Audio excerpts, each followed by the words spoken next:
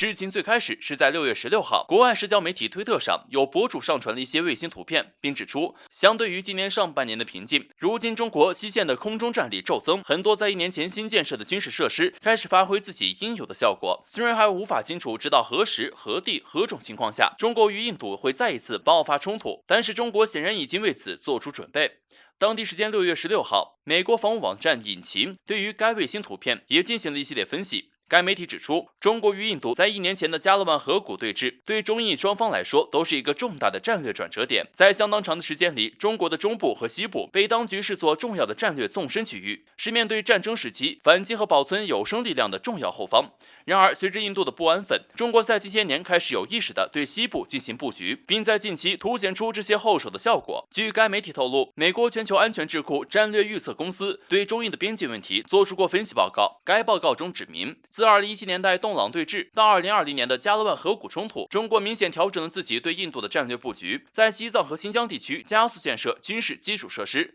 而其中一个主要的方向就是空军力量的建设。在当年，或许外界很难看到这一布局的目的，但如今中国西线能在短时间内让空军战力骤增的现状来看，中国在多年前就已经在准备应对来自印度的威胁，而主要的应对方式就是空军和远程打击。值得一提的是，台媒中时新闻网也对此事进行了相关报道，其中更是详细点明了我国西部的3个重要军事基地，一个是新疆和田空军基地，一个是西藏阿里昆沙空军基地，还有一个西藏的拉萨空军基地。按照台媒的说法，和田空军基地目前正在新建第2条军用跑道，并在周边新建有全新的机库。从卫星图片中判断，很可能是拥有特殊功能的无人机机库。该机场目前是多个空军基地中最靠近中印拉达克地区的机场，因此未来可能还会承担起军事物资中转的运输和后勤枢纽任务。而阿里昆沙空军基地和拉萨空军基地虽然没有明显的新建跑道迹象，但是前者已经出现了至少12座机库的施工场地，后者则正在扩张至少24座机库。可以说，这显然是为了应对未来的大规模空中作战才会进行的扩建工作。从这些动作可以很清晰地看到，尽管在今年早些时候中印双方达成了退兵协议，但中国从未放松警惕。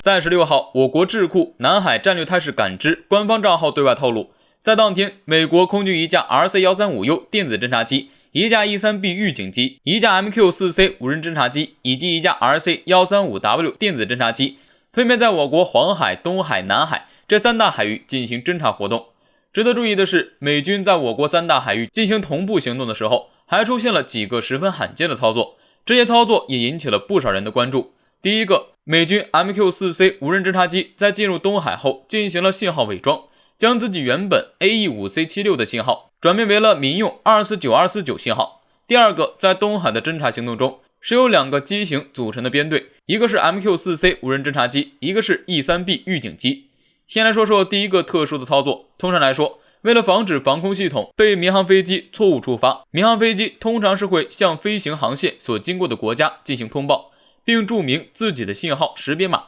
以此确保自己不会被当作敌对飞机单位被防空导弹击落。美军这一次将军机的信号码伪装成民用，其实相当危险。一方面是为了给我国的防空系统和背后的操作人员一定的心理压力，类似操作进行过多，那么一旦判断失误，中国很可能会出现意外击落民用客机的情况，届时必然会成为美国在国际舆论中攻击中国的把柄。另一方面就是测试我国的防空网络的识别能力，是否可以准确地判断出伪装信号和真实信号。第二个特殊操作，在对东海执行侦察行为的预警机 E-3B 上，该型预警机在中国周边活动本身就是一个罕见的事情。该机型不但能够对水面目标进行标记，还能对陆空单位进行标记，为美国空军提供打击辅助功能。此外，这一次还是组队与伪装成民用信号的 MQ-4C 无人侦察机一起活动，这很可能是在预演发生战争情况下美军空中部队的作战模拟。有观察人士指出，在不久前，美军刚刚在南海执行过特殊活动，外界也普遍猜测，这是美军正在有计划地对相关地形和海域情况进行侦察，并模拟出一套切实可行的特种作战渗透计划，以此打乱中国在南海的防御布局。如今，美军更是在我国3大海域同步进行侦察活动，这无疑是一个十分明确的战争信号。搜集到的相关数据，哪怕不适用于美军使用，也是提供给未来可能投入战争的仆从军使用。值得一提的是，有我国网友很明确地指出，当前国际环境下，我们只有一条路可以走，就是不断发展国防力量，超越、碾压、绝尘。最近一段时间，在中美博弈的大背景下，美军加强了在南部海域的活动。据美国海军6月15号发表的声明称，目前里根号航母打击群已经进入了南海，准备执行相关任务。同时，跟随航母同行的还有巡洋舰夏洛号和导弹驱逐舰哈尔西号。从美国海军的声明里，我们得知里根号航母打击群此次现身南海，是他在2021年部署期间首次进入南海执行任务。此外，美国海军的声明还强调了里根号航母打击群在南海开展的海上安全行动是符合国际法的，也是美国海军在印太地区日常行动的一部分。对此，我们想说，美国又将航行自由那一套搬出来了。如果他们真的是以正常的方式通过南海，我国绝对不会反对。但如今美军是在极力鼓吹中国军事威胁的背景下，并且此前美军驱逐舰和澳大利亚皇家海军的护卫舰还在南海开展了实弹演练，所以这次里根号航母打击群在南海展开行动，无疑有着浓重的挑衅意味。面对这种情况，解放军也是及时做出了回应。就在美国海军高调宣布里根号航母进入南海活动的当天，台西南空域突然出现了28架解放军战机，其中包括了歼16、歼11和轰炸机等战斗机，以及其他的预警机。对此，英国媒体路透社报道称，中国解放军派出大量军机逼近台海，就是为了对美军进行威慑，提醒他们要克制自己的行为。当然，骄傲的美国大兵肯定不会承认被中国解放军所吓倒，因此美国海军发言人凯利中校在接受媒体采访时表示，里根号航母打击群在南海行动时，并未与中国军机发生任何互动，也没有遭到驱离。美军也会继续在国际法允许的任何地方展开飞行、航行等自由行动。然而，就在美军刚否认遭到驱离的时候，就有卫星照片狠狠地打了美国的脸。据台湾中时报报道称，里根号航母打击群在南海活动期间，有卫星照片显示，解放军的054A 导弹护卫舰就在其身后紧紧地跟随。同时，还有分析人士指出，从里根号航母的航行轨迹来看，他们从巴士海峡穿过之后，就紧贴着菲律宾海岸继续向前航行了。所以，美军这种高调进场、低调离开的行为，很有可能是遭到解放军驱离后的无奈之举。最后，英国金融时报也发表刊文称，美国如今的军事行动已经吓唬不住中国了，反而还暴露其外强中干的本质。虽然中国海军的整体实力与美国海军还存在一定的差距，但是也不能低估解放军捍卫国家主权的决心和能力，否则类似打脸的事情将会经常发生。美军真的能习惯吗？我们知道，最近拜登和普京的日内瓦峰会吸引了国际众多的关注，很多人认为这是美俄关系开始好转的信号。但是美俄背地里的举动似乎证明了和谈只是假象。我们知道，近些年来以美国为首的北约在黑海军演已经不再是一个新鲜事了。一方面，这是北约在不断的挑动地区局势，而另一方面，北约也想借此向俄罗斯施压，不断挤压俄罗斯的地缘政治生存空间。